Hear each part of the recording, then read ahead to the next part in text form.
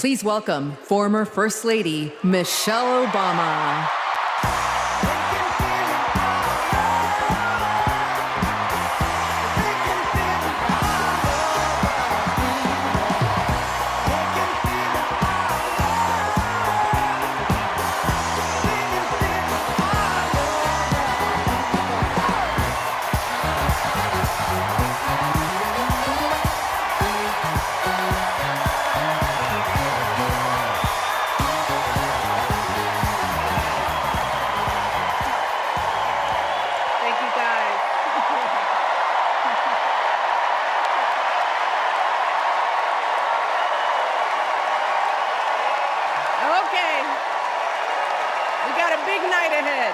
Thank you all so much. Thank you so much.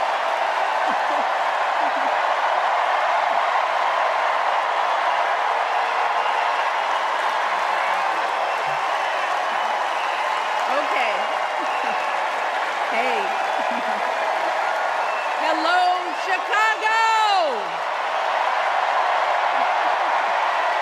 Yeah. All right.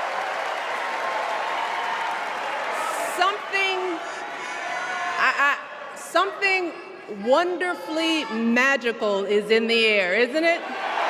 Yeah. You know, we're feeling it here in this arena, but it's spreading all across this country we love. A familiar feeling that's been buried too deep for far too long. You know what I'm talking about. It's the contagious power of hope. The anticipation, the energy, the exhilaration of once again being on the cusp of a brighter day. The chance to vanquish the demons of fear, division, and hate that have consumed us and continue pursuing the unfinished promise of this great nation, the dream that our parents and grandparents fought and died and sacrificed for. America, hope is making a comeback. Yeah.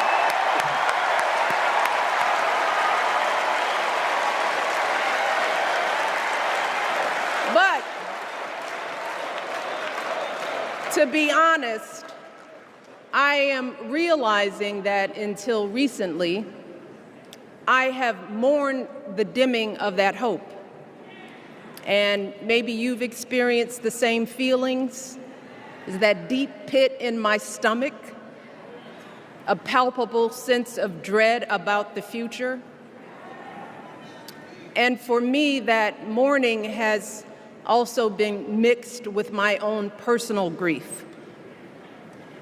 The last time I was here in my hometown was to memorialize my mother, the woman who showed me the meaning of hard work and humility and decency, the woman who set my moral compass high and showed me the power of my own voice. Folks,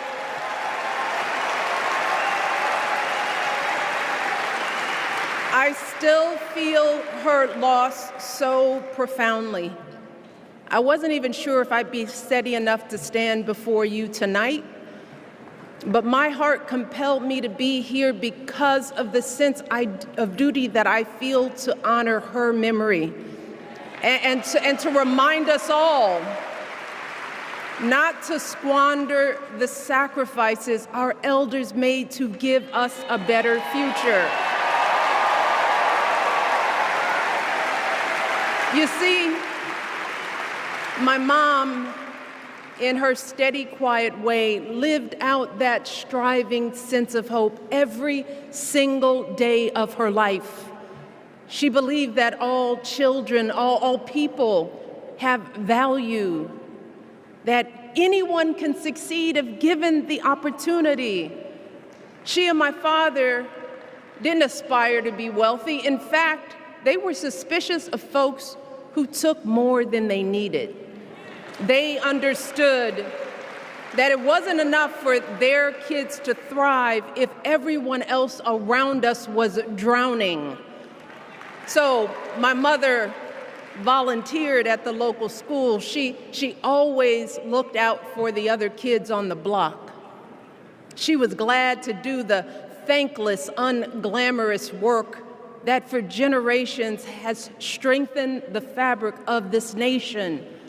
The belief that if you do unto others, if you love thy neighbor, if you work and scrape and sacrifice, it will pay off. If not for you, then maybe for your children or your grandchildren.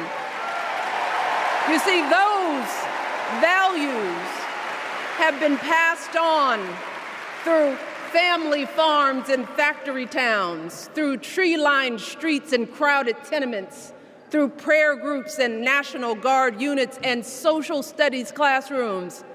Those were the values my mother poured into me until her very last breath.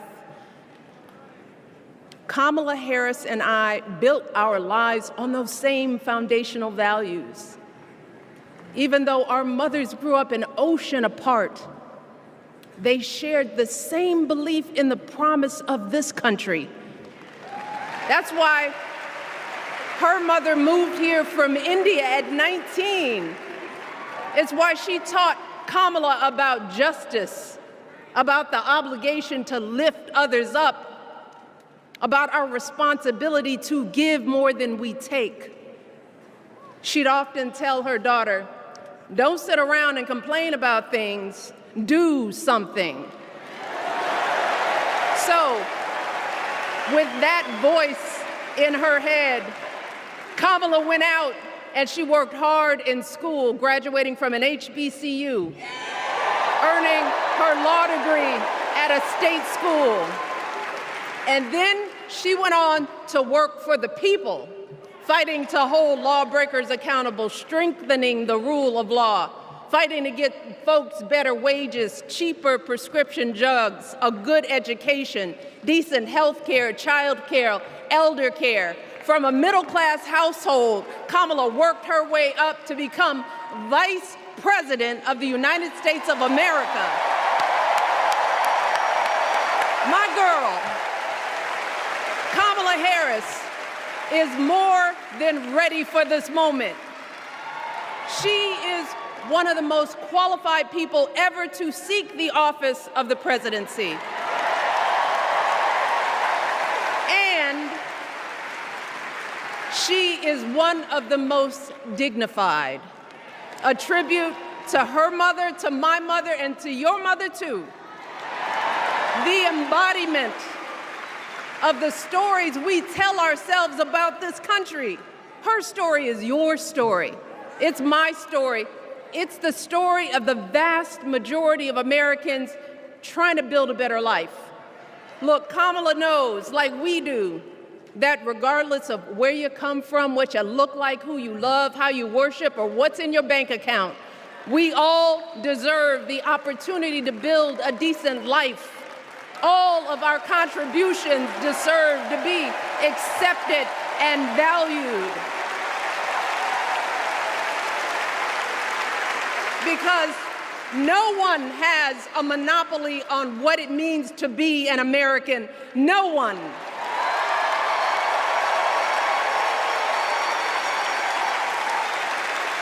Kamala has shown her allegiance to this nation, not by spewing anger and bitterness, but by living a life of service and always pushing the doors of opportunity open to others. She understands that most of us will never be afforded the grace of failing forward. We will never benefit from the affirmative action of generational wealth.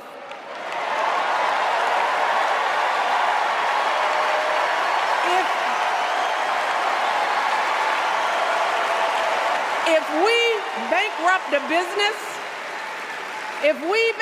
a business or choke in a crisis, we don't get a second, third, or fourth chance.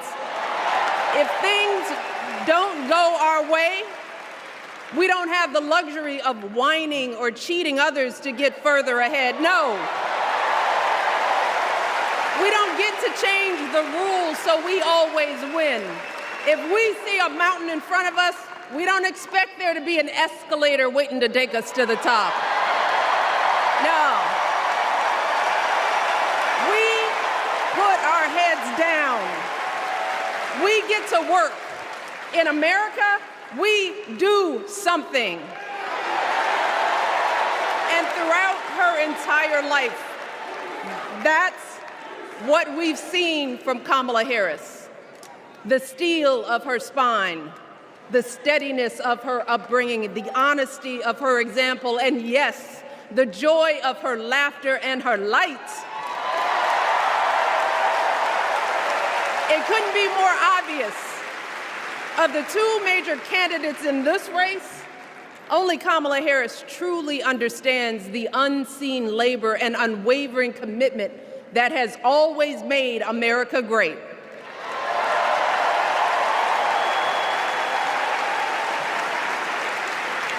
Now, unfortunately, we know what comes next.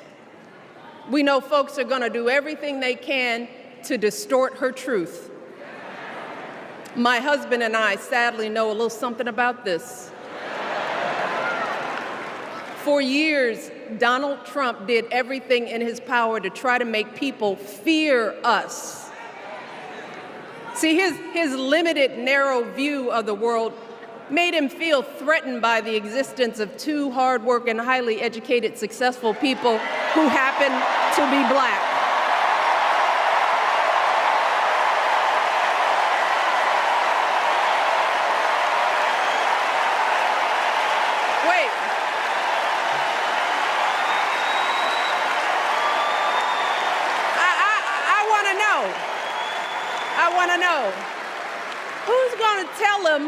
Who's going to tell him that the job he's currently seeking might just be one of those Black jobs?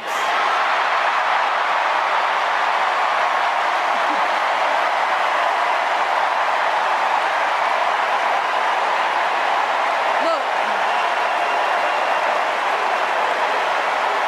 it's his same old con.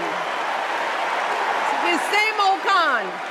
Doubling down on ugly, misogynistic, racist lies as a substitute for real ideas and solutions that will actually make people's lives better. Look, because cutting our health care, taking away our freedom to control our bodies, the freedom to become a mother through IVF like I did, those things are not going to improve the health outcomes of our wives, mothers, and daughters. Shutting down the Department of Education, banning our books, none of that will prepare our kids for the future. Demonizing our children for being who they are and loving who they love, look, that doesn't make anybody's life better.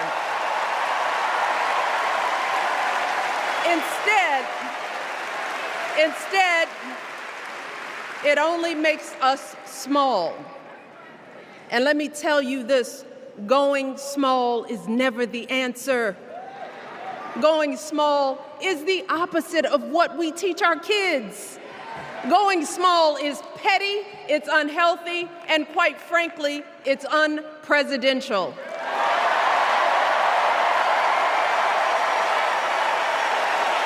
So, why would any of us accept this from anyone seeking our highest office? Why would we normalize that type of backward leadership? Doing so only demeans and cheapens our politics. It only serves to further discourage good, big-hearted people from wanting to get involved at all. America, our parents taught us better than that, and we deserve so much better than that. That's why we must do everything in our power to elect two of those good, big-hearted people. There is no other choice than Kamala Harris and Tim Walz. No other choice.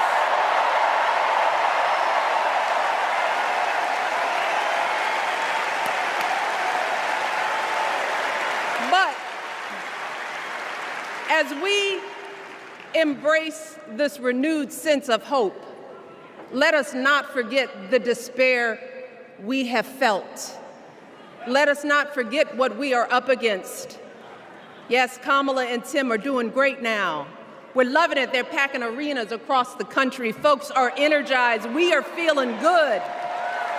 But remember, there are still so many people who are desperate for a different outcome, who are ready to question and criticize every move Kamala makes, who are eager to spread those lies, who don't want to vote for a woman, who will continue to prioritize building their wealth over ensuring that everyone has enough.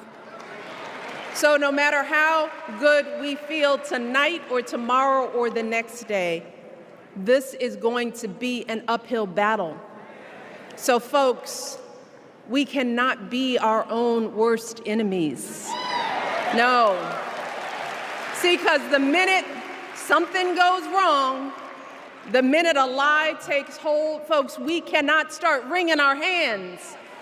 We cannot get a Goldilocks complex about whether everything is just right. And we cannot indulge our anxieties about whether this country will elect someone like Kamala instead of doing everything we can to get someone like Kamala elected.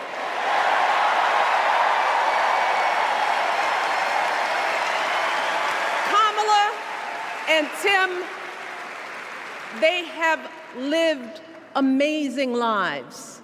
And I am confident that they will lead with compassion, inclusion, and grace. But they are still only human. They are not perfect. And like all of us, they will make mistakes.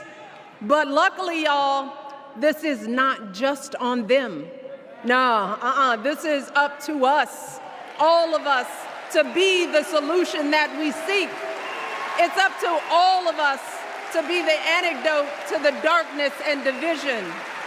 Look, I don't care how you identify politically, whether you're Democrat, Republican, Independent, or none of the above. This is our time to stand up for what we know in our hearts is right.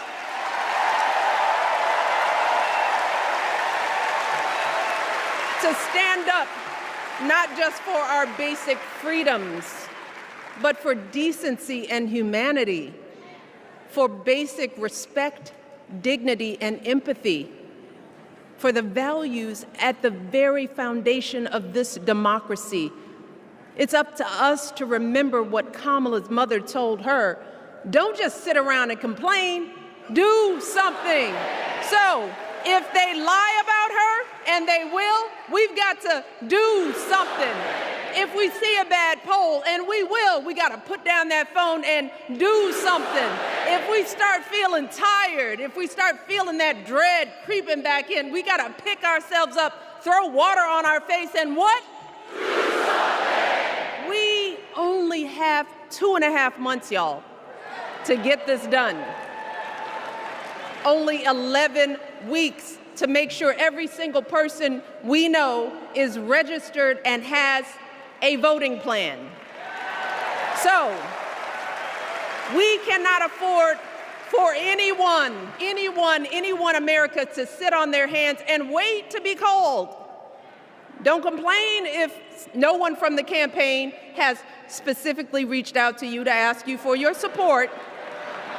There is simply no time for that kind of foolishness.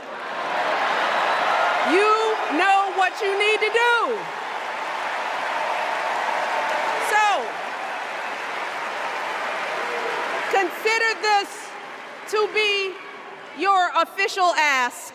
Michelle Obama is asking you, no, I'm telling y'all to do something.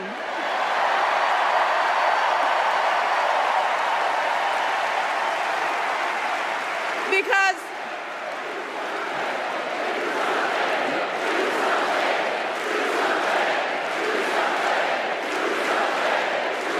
you all,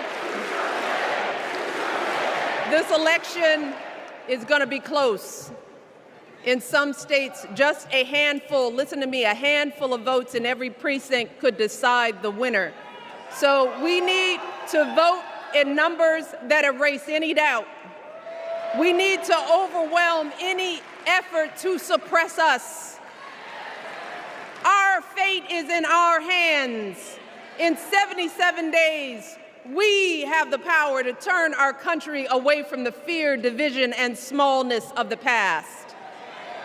We have the power to marry our hope with our action. We have the power to pay forward the love, sweat, and sacrifice of our mothers and fathers and all those who came before us. We did it before, y'all, and we sure can do it again. Let us work like our lives depend on it. And let us keep moving our country forward and go higher, yes, always higher than we've ever gone before as we elect the next President and Vice President of the United States, Kamala Harris and Tim Walz. Thank you all. God bless.